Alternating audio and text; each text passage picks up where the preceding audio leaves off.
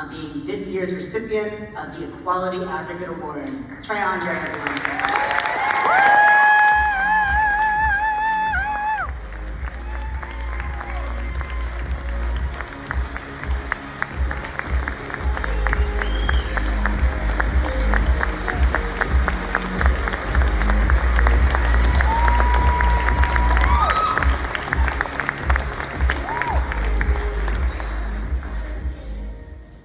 Good evening, everyone. Wagwan. What do you do? What do you seen?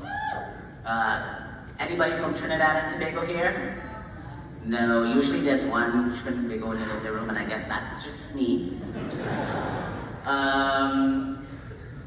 Where my trans folks at?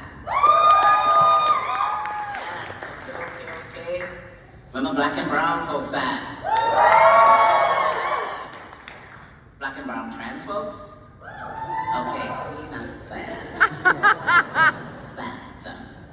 Anyway, I'm an analog guy, so I brought my remarks on a piece of paper. Good evening, everyone. Thank you for this honor. You may not know this, but the Massachusetts Transgender Political Coalition is the oldest active trans advocacy organization in the United States.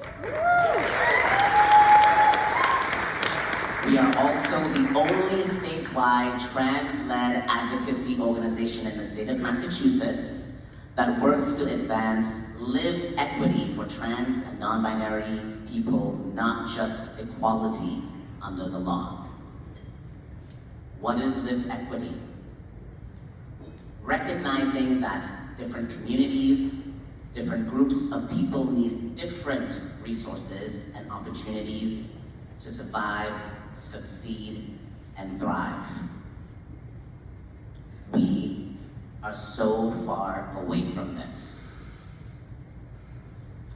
Do you remember when Laverne Cox was on the Time magazine for their 2014 article, The Transgender Tipping Point? Yes. Well, almost a decade later, we are well beyond the opposite tipping point to a place more actively hostile and deadly for trans and non-binary people. And Massachusetts is not immune to trans antagonistic, homophobic, and racist violence. I just want to clear something up. This is not Trans Visibility Week. This is Trans Awareness Week. Thank you. This is Trans Awareness Month. And Massachusetts did not become the first state to protect trans people under the law. We became the 18th state to protect trans people under the law. Come on, fact check. MTPC filed the first piece of legislation to protect trans people in 2006. It took 12 years in Massachusetts for us to be protected under the law. Our trans siblings, your trans siblings, are dying across the state from poverty, food and housing insecurity, denial of health care and insurance coverage, substance use, domestic violence, public violence, policing, and incarceration. We are dying from intersectional discrimination. But most of all, we are dying from a lack of empathy, a lack of humanity. Many of you will go home to the comfort and luxury of your lives and not even think about this again, because you have the privilege to do that. But I demand more of you. I demand more from you, and so does our community. Our community demands more of you. We no longer need allies. We need accomplices. We need co-conspirators.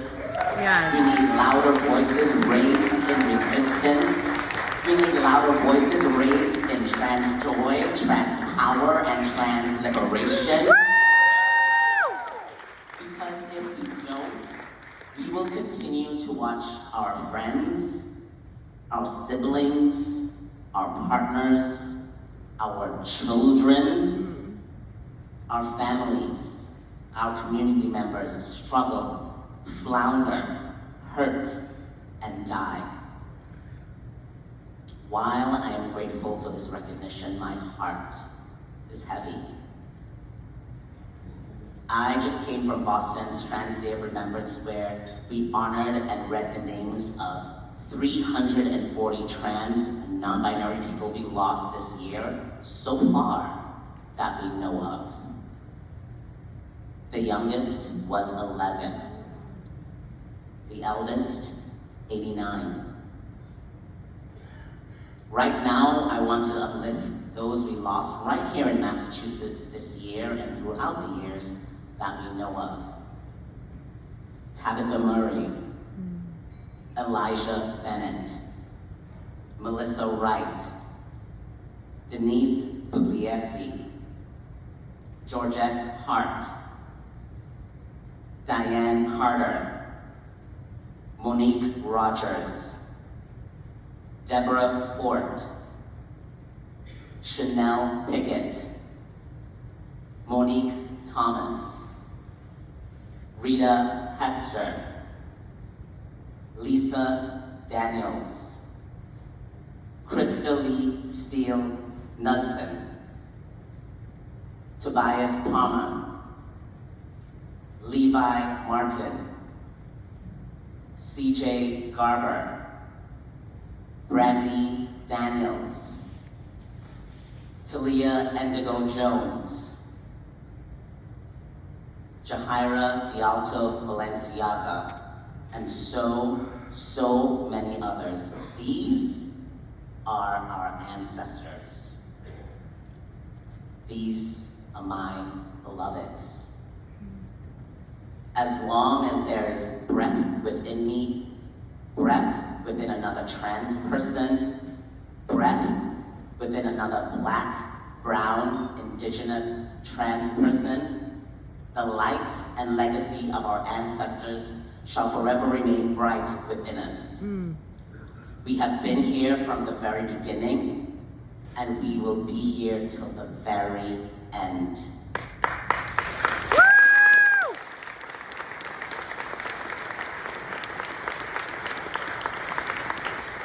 But we need to be more than just breathing. We are at the opposite tipping point right now. We must find a way to stop this momentum before we reach the point of no return.